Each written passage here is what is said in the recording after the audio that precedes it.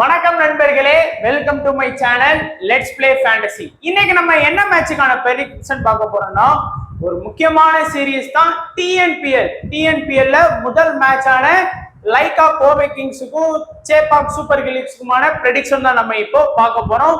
ஒரு முக்கியமான சீரியஸ், நல்ல ஒரு ஏர்ன் பண்ணக்கூடிய சீரியஸ் தான். நம்ம எல்லாருக்குமே இந்த டிஎன்பிஎல பத்தி நல்லாவே தெரியும். ரொம்ப வருஷமா டிஎன்பிஎல் நடத்திட்டு இருக்காங்க. ஸோ போன வருஷம் இருந்த பிளேயர்ஸ் தான் அப்படி வர்றாங்கும் போது நமக்கு பிளேயர்ஸ் பத்தியான எல்லா டீட்டெயிலுமே நமக்கு தெரியும். ஸோ இன்னைக்கு வந்து பாத்தீங்கன்னா டிஎன்பிஎல்ல முதல் மேட்ச் தான் பார்க்க போறோம். இந்த மேட்ச் வந்து பாத்தீங்கன்னா இந்த ஃப்ரைடே, அதாவது வெள்ளிக்கிழமை பாத்தீங்கன்னா 5 மணிக்கு வந்து 5ஆம் தேதி. ஸோ 5ஆம் தேதி 7:15 ஸ்டார்ட் ஆகுது. ஸோ 7 மணின்னு நினைச்சிடாதீங்க, 7:30 நினைச்சிடாதீங்க, 7:15 வந்து பாத்தீங்கன்னா இந்த மேட்ச் வந்து ஸ்டார்ட் ஆகும். ஸோ ஒரு 6:45 நம்ம டாஸ் லைன் அப் எல்லாமே வந்து பாத்தீங்கன்னா டிஎன்பிஎல பொறுத்த வரைக்கும் ரொம்பவே சீக்கிரமா வந்துடும். லேட் பண்ணவே மாட்டாங்க.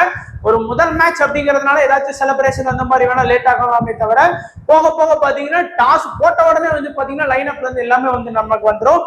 இந்த மேட்ச் வந்து பாத்தீங்கன்னா SCF கிரிக்கெட் கிரவுண்ட், அதாவது சேலம்ல தான் வந்து பாத்தீங்கன்னா முதல் ஷெட்யூல் வச்சிருக்காங்க. சேலம்ல தான் முதல்ல எல்லா மேட்சுமே வந்து பாத்தீங்கன்னா நடத்துறாங்க. ஸோ இதான் மேட்சை பத்தியான டீட்டெயில். நம்மளுடைய டெலகிராம் சேனல்ல நீங்க இது வரைக்கும் ஜாயின் பண்ணாத நண்பரா இருந்தீங்கன்னா மறக்காம ஜாயின் பண்ணிக்கோங்க. முக்கியமான அப்டேட், அதாவது பிச்சை பத்தியான எல்லாமே தெளிவா சொல்லிடுவோம். ஸோ டாஸ்ல இருந்து பிச் ரிப்போர்ட், பிச்சோட பவுண்டரி லைன், அது மட்டும் இல்லாம மெகா கான்டெஸ்டுக்கான டீம்ஸ், ஸ்மால் லீக்குக்கான கான்டெஸ்டுக்கான டீம்ஸ் சொல்லி எல்லாமே நம்ம சேனல்ல ஃப்ரீயா கொடுத்துட்டு இருக்கோம். இது எதுக்கு போட்டிருக்கேன் அப்படின்னு பாத்தீங்க அப்படின்னா, ஃப்ரீயா தான் நம்ம சேனல்ல கொடுக்குறோம். நம்ம சேனல் நேம்ல ஏதாவது போலியா சேனல் கொடுத்து காசு வாங்கினாங்கன்னா அதுக்கு நம்ம பொறுப்பு கிடையாது. ஸோ மறக்காம ஒரிஜினல் சேனலான லிங்க் வந்து டிஸ்கிரிப்ஷன்ல இருக்கு, கிளிக் பண்ணி ஜாயின் பண்ணிக்கோங்க. அண்ட் அகைன் வந்து பாத்தீங்கன்னா, நீங்க இது வரைக்கும் யாருமே இந்த ஆப்பை பத்தி தெரிஞ்சிருக்காது. உங்களுக்கு XL11 அப்படிங்கிற ஒரு நியூ ஃபேண்டசி ஆப் தான் வந்து பாத்தீங்கன்னா பார்க்க போறோம். ஸோ ஸ்மால் லீக் பிளே பண்றதுக்கு நல்லாவே இருக்கு. இதோட ஆப்போட இன்டர்ஃபேஸ் எல்லாமே விளாடுறதுக்கு உண்மையிலேயே சூப்பரா இருக்கு. இந்த டிஎன்பிஎல வந்து பாத்தீங்கன்னா நம்ம இந்த ஆப்பை வந்து கண்டிப்பா வந்து பாத்தீங்கன்னா பயன்படுத்திக்கலாம். ஏன்னா நமக்கு வந்து பாத்தீங்கன்னா நமக்கு வந்து மற்ற ஆப்புக்கும் இதுக்கும் ரொம்ப என்ட்ரி ஃபீஸ் வந்து கம்மியா இருக்கு. அதாவது நீங்க 558 வந்து மத்த ஆப்ல, ஸோ அதை வந்து இவங்க வந்து 545 தான் கொடுக்குறாங்க. ஸோ மத்த ஆப்புக்கு இதுக்குமே பாத்தீங்கன்னா ரொம்ப சேவ் ஆகுது என்ட்ரி ஃபீஸ்ல. நீங்க நம்ம சொன்னங்கிறதுக்காக லிங்க் வந்து டிஸ்கிரிப்ஷன் பாக்ஸ்ல கொடுத்துருக்கோம். கிளிக் பண்ணி ஜாயின் பண்ணி ஒரு டைம் வந்து ஆப்பை வந்து விசிட் பண்ணி பாத்தீங்கன்னா உங்களுக்கு கண்டிப்பா புரியும். அதே போல வந்து பாத்தீங்கன்னா நீங்க வந்து ஜிஎஸ்டி அது எதுவுமே பே பண்ண தேவையில்லை. நம்மளோட அவங்களே வந்து பாத்தீங்கன்னா நமக்கு எல்லாமே பே பண்ணிக்குவாங்க. நம்ம பண்ண வேண்டியது நம்ம அதுல விளாட தான் செய்யணும். ஸோ அதுக்கான நம்ம டீம்ஸ் எல்லாமே இதுல கொடுக்குறேன். நீங்க விருப்பம் இருந்தா நீங்க கண்டிப்பா லிங்க் டிஸ்கிரிப்ஷன் பாக்ஸ்ல கொடுத்துருக்கேன், கிளிக் பண்ணி ஜாயின் பண்ணிக்கோங்க. பட் ரொம்பவே யூஸ்ஃபுல்லா இருக்கும். நல்லாவே கான்டெஸ்ட்லாம் வந்து பாத்தீங்கன்னா சூப்பரா வந்து வடிவமைச்சிருக்காங்க. அண்ட் இப்போ வந்து பிச் ரிப்போர்ட், இந்த சேலம் பிச்சை பொறுத்த வரைக்கும் நீங்க பாத்தீங்கன்னா லாஸ்ட் சீசன்லயும் இதே பிச்சில் வந்து ஒரு 10 மேட்ச் வந்து நடத்துனாங்க. அதாவது லீக் மேட்ச் நடத்துனாங்க, குவாலிஃபயர் மேட்ச் வந்து இந்த சேலம்ல வந்து நடத்துனாங்க, SCF கிரவுண்ட்ல வந்து நடத்துனாங்க. நல்லாவே வந்து பிச் வந்து ஸ்கோரிங் போச்சு. ஒரு சில மேட்ச் வந்து நல்லா ஸ்கோர் போச்சு, ஒரு சில மேட்ச் வந்து 150க்கு உள்ளேயும் வந்து பாத்தீங்கன்னா ஸ்கோர் பண்ணியிருக்காங்க. 190 பிளஸ் இந்த பிச்சில் வந்து நல்லாவே ஸ்கோர் பண்ணி வந்திருக்கு. ஸோ அதனால பொதுவா பேட்டிங்க்கும் ஃப்ரெண்ட்லியா இருக்கும், பவுலிங்க்கும் வந்து ஃப்ரெண்ட்லியா இருக்கும். ஆனா ஒரு பிச்சை வந்து யூஸ் பண்ண பாத்தீங்கன்னா இப்போ முதல் மேட்ச் ஆடுறாங்க அப்படிங்கும்போது கொஞ்சம் வந்து ஹார்டா அந்த மாதிரி தான் இருக்கும். பட் யூஸ் பண்ணதான் அது யூஸ்டு பிச்சா மாறும்போது நிறைய ரிசல்ட் வந்து மாறி வரும். ஸோ அதையும் கொஞ்சம் கவனமா பார்த்துக்கணும். ஸோ லாஸ்ட் இயரை பொறுத்த வரைக்கும் 2023 டிஎன்பிஎல் ரிசல்ட் எடுத்துக்கிட்டீங்கன்னா டோட்டலா 10 மேட்ச் ஆடி இருக்கிறாங்க. அதுல 6 பேட்டிங் ஃபர்ஸ்டும் 4 பேட்டிங் செகண்ட் வந்து ஸ்கோர் பண்ணி இருக்கிறாங்க. அதனால ஒரு ரொம்ப பெரிய வித்தியாசம்னு ஒண்ணு கிடையாது. பேட்டிங் ஃபர்ஸ்டுக்கும் பேட்டிங் செகண்டுக்கும் பெரிய வித்தியாசம் கிடையாது. ஒரே ஒரு மேட்ச் மட்டும் எக்ஸ்ட்ரா பேட்டிங் ஃபர்ஸ்ட் வந்து இந்த பிட்ச்ல வந்து வின் பண்ணியிருக்காங்க. ஸ்கோர் வைஸா பார்க்கும்போது 0ல இருந்து 150க்குள்ள 8 இன்னிங்ஸ் வந்திருக்கு. 150 to 169க்குள்ள 4 innings, 170 to 189க்குள்ள 2 innings, 190 plus பாத்தீங்கன்னா 6 இன்னிங்ஸ் வந்து ஸ்கோர் பண்ணிருக்காங்க. அப்படிங்கும்போது ரொம்பவும் லோ ஸ்கோர் இல்ல, ரொம்ப எல்லாமே ஹை ஸ்கோர் தான். இதெல்லாம் ஓரளவுக்கு நல்ல ஹை ஸ்கோர் தான். இது ஒரு ஆவரேஜான ஸ்கோர். இது மட்டும் தான் கொஞ்சம் லோ ஸ்கோரா வந்திருக்கு. ஓரளவுக்கு பிச் வந்து பேட்டிங்க்கு சப்போர்ட் பண்ணிருக்கு. லாஸ்ட் இயர் இந்த பிச்ல நெல்லை தான் அதிகமா ஸ்கோர் பண்ணாங்க, 211க்கு 6. லோ ஸ்கோர் வந்து பாத்தீங்கன்னா சேலம் தான் ஸ்கோர் பண்ணாங்க, 98க்கு ஆல் அவுட் ஆயிருக்காங்க. நீங்க ஒரு ஆவரேஜா வந்து பாத்தீங்கன்னா 170 to 190 வரைக்கும் நீங்க வந்து இந்த பிச்ல வந்து எதிர்பார்க்கலாம். அண்ட் இப்போ வந்து நம்ம டைரக்டா வந்து பாத்தீங்கன்னா ப்ரெடிக்ஷன் வந்து பார்த்துருவோம். ஸோ முதல் மேட்ச், 1வது மேட்ச், 2வது மேட்ச், 3வது மேட்ச், 4வது மேட்ச், இந்த முதல் 4 மேட்சுக்குமே கொஞ்சம் பார்த்து கவனமா இன்வெஸ்ட் பண்ணுங்க. ஏன்னா எந்தெந்த பிளேயர் எந்தெந்த பொசிஷன்ல ஆடுவாங்கன்னு நம்மளால ஷுவரா சொல்ல முடியாது. லாஸ்ட் இயர் ஆன மாதிரியே தான் ஆடணும்னு கிடையாது. ஏன்னா ஒருவேளை அவங்க வந்து லாஸ்ட் இயரை விட கொஞ்சம் நல்லா இம்ப்ரூவ் பண்ணி கேமை வந்து இம்ப்ரூவ் பண்ணிருக்கலாம். சில பிளேயர் லாஸ்ட் இயரை விட கொஞ்சம் டம்மியாவும் ஆடுவாங்க. ஸோ அந்த மாதிரி நடந்திருக்கு. ஃபார் எக்ஸாம்பிள் இப்போ நீங்க லங்கா பிரீமியர் லீக் பாத்தீங்கன்னா முதல் 2 மேட்ச் 3 மேட்ச் வந்து ப்ரெடிக்ட் பண்ண கஷ்டமா இருந்தது. இப்போ போக போக பாத்தீங்கன்னா லாஸ்ட் மேட்ச் கூட 5வது மேட்ச் கூட நம்ம வந்து கரெக்டா சொன்னேன். ஒரு ஆடியோ வந்து கூட உங்களுக்கு மென்ஷன் பண்ணியிருந்தேன். அதாவது ஒரு head to head contest join பண்ணீங்கன்னா ரொம்பவே ஈஸியா இருக்கணும். அதே போல ஹெட் டு ஹெட் தான் லாஸ்ட் 5வது மேட்ச் பிளே பண்ண ஒன் சைடா வின் பண்ணும். அதே மாதிரி ஒரு 2-3 மேட்ச் வந்து பாத்தீங்கன்னா நமக்கு அனலைஸ் பண்றதுக்கு கண்டிப்பா டைம் எடுக்கும். ஸோ அதுல வந்து நீங்க ரொம்ப இன்வெஸ்ட் பண்ணாதீங்க. கொஞ்சம் கவனமா சேஃபான லீக்லாம் வந்து பாத்தீங்கன்னா பிளே பண்ணுங்க. ஃபர்ஸ்ட் வந்து லைக்கா கோவை கிங்ஸ் கோயம்புத்தூர் டீமை பொறுத்த வரைக்கும் சுரேஷ்குமார், சுஜாயி, சச்சின், முகிலேஷ், அடுத்தது ஷாருக் கான், அரவிந்த், முகமது, ரகுமான், சித்தார்த், சுப்பிரமணியன், யோகேஸ்வரன், அடுத்தது பாத்தீங்கன்னா தாமரை கண்ணன். ஸோ நிறைய பேர் சாய் கிஷோர் இருக்காங்க நாங்க. பட் சாய் கிஷோர் வந்து அன்அவைலபிள் நம்பர். ஏன்னா இந்தியா டூர்ல வந்து அவர் செலக்ட் ஆயிருக்காரு. முதல்ல வந்து அவர் செலக்ட் ஆகல. பட் இப்போ செலக்ட் ஆனதுனால சாய் கிஷோர் வந்து சாய் சுதர்சன் வந்து பாத்தீங்கன்னா இந்த மேட்ச் வந்து ஆட மாட்டார். பேட்டிங் லைனப்ல அவர் இருக்க மாட்டாரு. ஸோ இதுதான் ஒரு 12 பேர் கொண்ட டீமா இருக்கிறதுக்கு பாசிபிள் இருக்கு. ஏதாச்சும் ஒரு சில பிளேயர் வேணா சேஞ்ச் பண்ணலாமே தவிர ஏதோ 1-2 பிளேயர், அதிகபட்சம் ஒரு பிளேயர் தான் மாத்தலாம். பட் பொதுவா இதுதான் அவங்களுடைய லாஸ்ட் இயரும் இதே மாதிரி தான் வச்சு பாத்தீங்கன்னா டீம் வச்சு ஆடினாங்க. அதனால இந்த டீம் தான் இருக்கும். இதை ஃபர்ஸ்ட் வந்து பாத்தீங்கன்னா சுரேஷ்குமார் வந்து பாத்தீங்கன்னா சுஜாயினா இன்னிங்ஸ் வந்து ஓபன் பண்றாங்க. இல்ல சுரேஷ்குமார் நல்ல ஒரு ஹார்ட் ஹிட்டர், வந்தா வருது போனா போகுது அப்படின்னு ஆடக்கூடிய பிளேயர். பிளஸ் அவர்கிட்ட வந்து பாத்தீங்கன்னா விக்கெட் கீப்பிங் அப்படிங்கிற ஒரு ஆப்ஷன் இருக்கிறதுனால 2 ஓப்பனர்ஸை கம்பேர் பண்ணும்போது சுஜாய் ஓகே தான் அப்படிங்கிற மாதிரி பிளேயர். கம்பேர் டு சுரேஷ்குமார் பாத்தீங்கன்னா சுரேஷ்குமார் தான் நல்ல ஸ்ட்ராங்கான பிளேயர். அடுத்து சச்சினும் வந்து பாத்தீங்கன்னா சில டைம்ல அந்த டீமுக்கு ஓப்பனிங்கும் ஆடி இருக்கிறாரு. பட் இந்த மேட்ச்ல வந்து 1 டவுன் ஆடுறதுக்கு தான் வாய்ப்பு அதிகமா இருக்கு. பட் சச்சினும் வந்து ஒரு டீசென்டான பிளேயர் தான். ரொம்ப நம்ம சொல்ற லெவலுக்கு ரொம்ப எல்லா மேட்சுமே கன்சிஸ்டன்சியா பாயிண்ட் வாங்கி கொடுக்குற லெவலுக்கு பிளேயர் கிடையாது. அதுக்கப்புறம் வந்து பாத்தீங்கன்னா முகிலேஷ் ஒரு ஸ்டார் பிளேயர் அப்படின்னு சொல்லலாம். ஏன்னா முகிலேஷ் வந்து நல்ல நிதானமா ஆடி ரன் ஸ்கோர் பண்ணுவார். தேவைப்படும் போது ஹார்ட் ஹிட்டராகவும் மாறுவாரு. தேவைப்படும் போது அந்த டீமுக்கு வந்து பாத்தீங்கன்னா பவுலிங்கும் எடுப்பாரு. ஸோ ரொம்ப அதாவது பவுலிங் ஆப்ஷன் அவங்க கிட்ட ஆல்ரெடி நிறைய இருக்கு. அதனால அவர் வந்து பெருசா பவுல் பண்றதுக்கான வாய்ப்புங்கிறது கம்மி தான். இருந்தாலும் அந்த பவுலிங் ஆப்ஷன் அப்படிங்கிறது அவர்கிட்ட கண்டிப்பா இருக்குது. அதுக்கு அடுத்து ஷாருக் கான் உங்க எல்லாருக்குமே தெரியும். ஐபிஎல் லெவல்ல விளையாடக்கூடிய ஒரு ரேஞ்சில் உள்ள பிளேயர் தான் அவரு. பட் ஐபிஎல்ல பெருசா இல்லைனாலும் இந்த மாதிரியான டிஎன்பிஎல்லாம் வந்து பாத்தீங்கன்னா பயங்கரமா ஆடுவார் ஷாருக் கான். மோஸ்டா எல்லாருமே அவர் தான் கேப்டன் வைஸ் அப்புறம் போட வேண்டிய சூழ்நிலைகள் வரும். ஏன்னா அவ்வளவு பேர் வந்து ட்ரை பண்ணுவாங்க. அடுத்து அரவிந்த் பாத்தீங்கன்னா ஒரு டீசென்டான ஒரு பிளேயரா தான் இருக்கிறாரு. ரொம்ப வந்து பாத்தீங்கன்னா சொல்ற லெவலுக்கு இந்த ஸ்டார் பிளேயர் லிஸ்ட் எல்லாம் வர்றதுக்கு வாய்ப்பு கம்மி. அடுத்த மகமட் பாத்தீங்க அப்படின்னா ஒரு ஸ்டார் பிளேயர். அதாவது பேட்டிங்கும் சூப்பரா பண்ணுவாரு, பவுலிங்கும் தேவைப்படும் போது பவுல் பண்ணி கொடுப்பாரு அந்த டீமுக்கு. லைக்கா கோவை கிங்ஸ்க்கு லாஸ்ட் இயர்ல நல்லாவே பெர்ஃபார்ம் பண்ணியிருக்காரு. அடுத்து ரகுமான் வந்து பாத்தீங்கன்னா ஒரு ஹார்ட் ஹிட்டர், நல்லா ஒரு தேவைப்படும் போது பயங்கரமா ஆடி கொடுப்பாரு. அடுத்து வந்து பாத்தீங்கன்னா சித்தார்த் வந்து பாத்தீங்கன்னா ஒரு மெயின் ஸ்பின்னர் அந்த டீமுக்கு. அடுத்து வந்து பாத்தீங்கன்னா சுப்பிரமணியனும் வந்து பாத்தீங்கன்னா ஒரு மெயின் ஸ்பின்னர் அந்த டீமுக்கு. நான் 2 பேருமே 2 ஸ்பின்னர். மீதி எல்லாரும் வந்து பாத்தீங்கன்னா ஃபாஸ்ட். யோகேஸ்வரனும் சரி தாமரை கண்ணனும் சரி ஃபாஸ்ட் போலிங் பண்ணுவாங்க.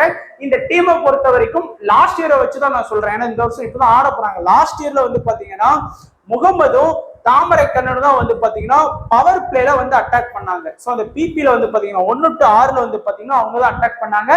டெத்ல வந்து பாத்தீங்கன்னா அந்த 17, 18, 19, 20 இந்த லாஸ்ட் 4 ஓவர் பாத்தீங்க அப்படின்னா தாமரை கண்ணன் வந்து 1 ஓவர் எடுத்தாருன்னா முகமது ஒரு 2 ஓவர் எடுக்கிறாரு. பிளஸ் வந்து பாத்தீங்கன்னா நம்ம யோகேஸ்வரன் பாத்தீங்கன்னா 1 ஓவர் கிட்ட எடுக்கிறாரு. சில டைம் இவரு 2 ஓவர் எடுத்தா இவர் 1 அந்த மாதிரி போகுது. ஸோ இந்த 3 பேருக்குள்ள வந்து பாத்தீங்கன்னா லாஸ்ட் 4 ஓவரை அதிகபட்சமா ஷேர் பண்ணிக்கிறாங்க.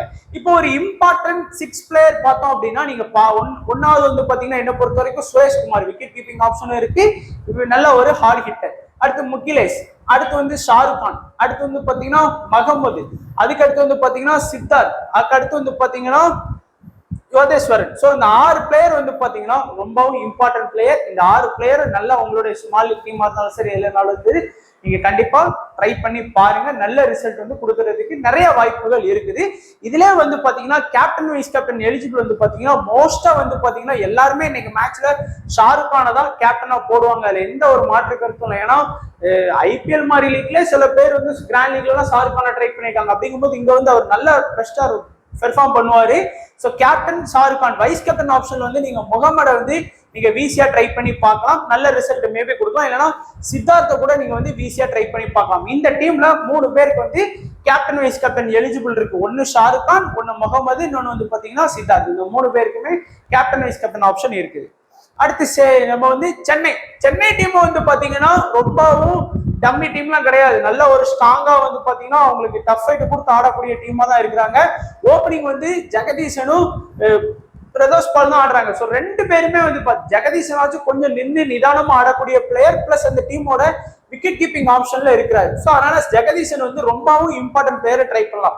அண்ட் பிரதோஷ் பால் வந்து ஹார்டு ஹிட்டர், டே வந்து சிக்கிச்சு செத்தோம் அப்படிங்கிற மாதிரி பயங்கரமா ஸ்கோர் பண்ணி கொடுக்கக்கூடிய பிளேயர். இல்ல அப்படின்னா டப்பு ஒரு 10 ரன்னுக்குள்ளே அவுட் ஆகி போறதுக்கு வாய்ப்பு இருக்கு. ஏன்னா அந்த பவர் பிளேலே அவர் வந்து நல்லா ஸ்கோர் பண்ண நினைச்சு அதிரடியா ஆடக்கூடிய ஒரு பிளேயர். அடுத்து பாபா ரஜினியை பொறுத்த வரைக்கும் உங்க எல்லாருக்குமே நம்ம தெரியும். ஸோ ஒரு ஸ்ட்ராங்கான பிளேயர். ஆனா இன்னொரு இது என்னன்னா, இந்த 2 பேருக்குள்ள கேப்டன் வைஸ் கேப்டன் இது ரொம்ப டிஃபரெண்ட் இருக்கும். ஏன்னா நம்ம கேப்டனா போடக்கூடிய பிளேயர் அண்ட் வைஸ் கேப்டனா போடக்கூடிய பிளேயர் 50% இப்படியும் வரலாம், 50% அப்படியே வரலாம். ஸோ பாபா அப்ராஜித்தை பொறுத்த வரைக்கும் கேப்டனா எடுத்துட்டு வர்றதுக்கு நிறைய வாய்ப்பு இருக்கு. உங்க ஆப்போனண்ட் ஷாருக் கான கேப்டனா எடுத்துட்டு வர்றதுக்கும் வாய்ப்பு இருக்கு. இல்ல உங்க ஆப்போனண்ட் வந்து ஷாருக் கான போட்டாங்கன்னா வைஸ் கேப்டன் இவரா போடணும், வைஸ் கேப்டன் இவரா போட்டா ஷாருக் கான கேப்டனா போடணும். அப்படிங்கும் போது இந்த கேப்டன் வைஸ் கேப்டன் பேட்டில் இன்னைக்கு வந்து ரொம்ப ஸ்ட்ராங்கா இருக்கும். ஒருவேளை நீங்க ஃபார் எக்ஸாம்பிள் நீங்க ஷாருக் கான கேப்டனா போட்டு ஷாருக் கானோட பாயிண்ட் வந்து ஒரு 50, பாபா அப்துராஜை பொறுத்து போட்டு நீங்க வந்து அவர் வந்து வைஸ் கேப்டனா போட்டு ஒரு 40 பாயிண்ட் வாங்கி கொடுத்தாரு அப்படின்னா ஒரு எக்ஸாம்பிளுக்கு நீங்க வந்து வின்னிங்க்கு அதிகமா வாய்ப்பு இருக்கு.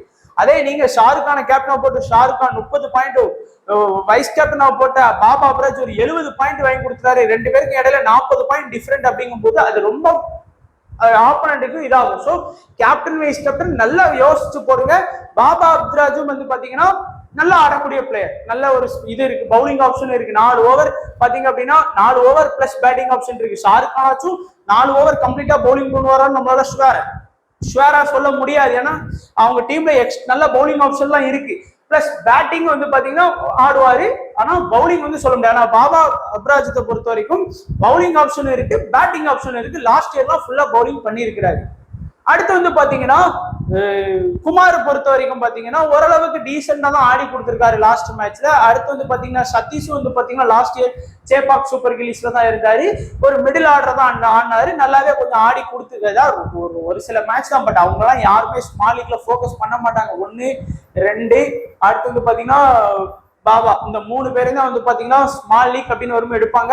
அண்ட் ஃபெரேராவை பொறுத்த வரைக்கும் பாத்தீங்கன்னா ஃபெரேரோ வந்து ரொம்ப இம்பார்ட்டன்ட் பிளேயர். ஆனா யாருக்குமே தெரியாது, அவரை வந்து யாருமே செலக்ட் பண்ண மாட்டாங்க. ஒரு நல்ல ஒரு ஸ்பின் ஆப்ஷன் இருக்கு, ஆனா என்னன்னு பாத்தீங்கன்னா நிறைய பவுலிங் ஆப்ஷன் இருக்கு. அதனால யாருக்கெல்லாம் எப்படி ஓவர் கொடுப்பாங்க அப்படிங்கறது நம்மளால கரெக்டா சொல்லவே முடியல, ப்ரெடிக்ட் பண்ண முடியல. ஏன்னா அவங்களோட ஆல்ரெடி ஒரு 5 மெயின் பவுலிங் ஆப்ஷன் இருந்தாலும் பாபா அப்ராஜ் இருக்காரு. அடுத்து இவரெல்லாம் இருக்கும்போது யாருக்கு எப்படி ஓவர் கொடுப்பாங்க, யாருக்கு ஓவர் கம்மியாகும் அப்படிங்கிறதுலாம் அட்லீஸ்ட் அவங்க ஒரு மேட்ச் ஆனாதான் நம்மளால வந்து ஷுவரா சொல்ல முடியும்.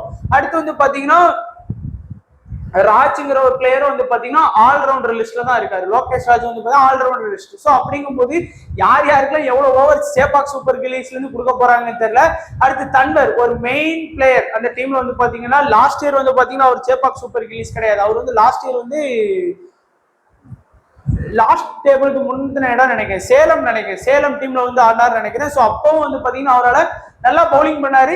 ரொம்ப பேட்டிங் லேட்டா தான் இறங்குவார், பட் பவுலிங் தான் வந்து பாத்தீங்கன்னா 4 ஓவர் நறுக்குன்னு போடுவாரு. அடுத்து கிறிஸ்டு வந்து பாத்தீங்கன்னா ஒரு ஃபாஸ்ட் பவுலர், ரகில்சா ஒரு மெயின் ஸ்பின் பவுலர், சிலம்பரசன் அந்த டீமோட ஒரு மெயின் ஸ்பின்னர். 2 பேர் தான் வந்து பாத்தீங்கன்னா மெயின் ஸ்பின்னரா இருக்காங்க, சிலம்பரசனும் ரகில்சாவும். பெரியசாமி வந்து ஃபாஸ்ட் பவுலர்னு பாத்தீங்கன்னா 1, 2, 3 மெயின் ஃபாஸ்ட் வச்சிருக்காங்க, 3 மெயின் ஸ்பின்னர் வச்சிருக்காங்க. ஸோ இவரும் ஸ்பின்னருக்கும் போது இவருக்கான பவுலிங் ஆப்ஷன் கிடைக்காது. லோகேஷ் ராஜ் வந்து பாத்தீங்கன்னா ஃபாஸ்ட் பவுலர்ல ஆல்ரவுண்டர்ல வர்றாரு. So fast allrounder. ஸோ எனக்கு தெரிஞ்சு இஷ்டத்துக்கு ஆல்ரவுண்டர்ஸா வச்சிருக்காங்க. அதனால நம்ம என்ன பண்றோம் அப்படின்னா டீம் செலக்ட் பண்ணும்போது குறிப்பா பியூரா, அதாவது அவர் பேட்டிங் மட்டும்தான் பண்றாரு அப்படிங்கக்கூடிய பிளேயரை வந்து ட்ரை பண்ணாதீங்க. பவுலிங் மட்டும்தான் அவர்கிட்ட இருக்கு அப்படிங்கிற பிளேயரை வந்து ட்ரை பண்ணாதீங்க. ஆல்ரவுண்டர்ஸா பார்த்து ஃபுல்லா பறக்கி போட்டுருங்க. 11 பிளேயர் நம்ம செலக்ட் பண்ண போறோம். அதுல வந்து ஒரு விக்கெட் கீப்பிங் ஆப்ஷன்ல இருக்கக்கூடிய ஜெகதீசன் சரி, அங்க இருக்கக்கூடிய சுரேஷ் குமார் சரி, 2 விக்கெட் கீப்பிங் ஆப்ஷனும் ரொம்ப முக்கியம். ஏன்னா கேட்ச் எல்லாம் இருக்கு.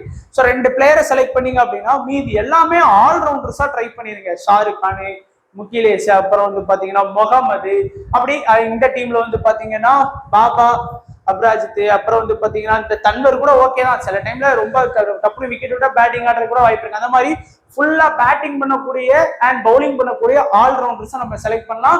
கேப்டன் வைஸ் கேப்டன் பேட்டில் இது பிளஸ் இன்னும் ஒரு சில ஆப்போனன்ட். நீங்க இந்த மாதிரி யோசிக்கும் போது உங்க ஆப்போனன்ட் வந்து என்ன யோசிப்பாங்க அப்படின்னு பாத்தீங்கன்னா, நான் இதுக்கு தான் சொன்னேன் லங்கா பிரீமியர் லீக்கை பொறுத்த வரைக்கும் ஏன் நான் ஹெட் டு ஹெட் கான்டெஸ்ட் போட சொன்னேன் அப்படின்னு பாத்தீங்கன்னா, நம்ம இப்போ சேஃபா போகணும்னு நினைச்சா நம்ம ஆப்போனன்ட் இந்த 2 பேருக்கு தான் வருவோம்.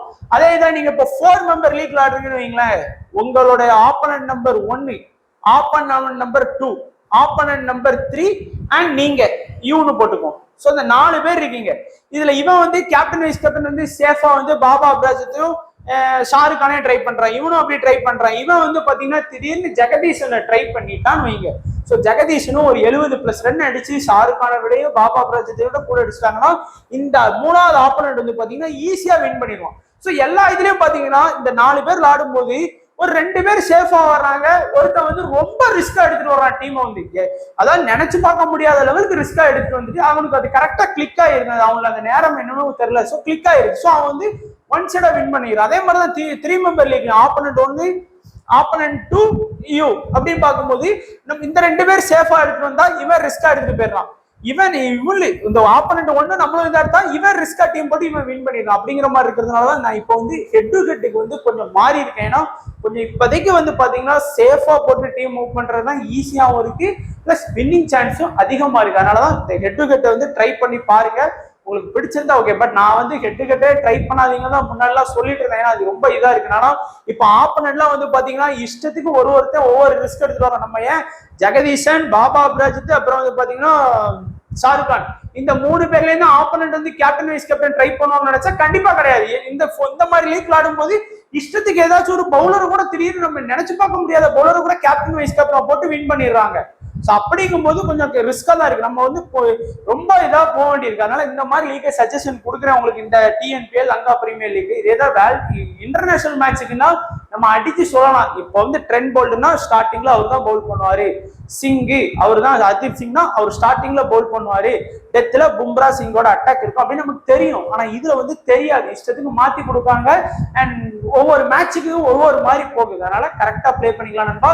ஸோ நல்ல சீரியஸ், கண்டிப்பா ஓவராலா 32 மேட்ச் இருக்கு நமக்கு அவைலபிளா. ஸோ மறக்காம எல்லாருமே ஏற்கனவே சொன்னது போல வந்து பாத்தீங்கன்னா நீங்க இது வரைக்கும் ஜாயின் பண்ணியிருக்க மாட்டீங்க மோஸ்டா யாருமே. ஸோ அதனால நீங்க இது வரைக்கும் ஜாயின் பண்ணல அப்படின்னா மறக்காம XL11 ஆப்ல ஜாயின் பண்ணி பாருங்க, உங்களுக்கு கண்டிப்பா பிடிச்சிருக்கும் நம்புறேன். ஸோ ஒரு டைம் லிங்க் டிஸ்கிரிப்ஷன்ல கொடுத்துருக்கேன், ஜாயின் பண்ணி அதோட ஆப்போட இன்டர்ஃபேஸ் எல்லாமே பாருங்க. முக்கியமான மேட்சுக்கெல்லாம் ஃப்ரீ கிவ்அவேலாம் கொடுக்குறாங்க. ஸோ கண்டிப்பா பிடிச்சிருக்கும். ஸோ வீடியோ பார்த்த எல்லா நண்பர்களுக்கும் நன்றி, வணக்கம். தேங்க்ஸ் ஃபார் வாட்சிங் நண்பா.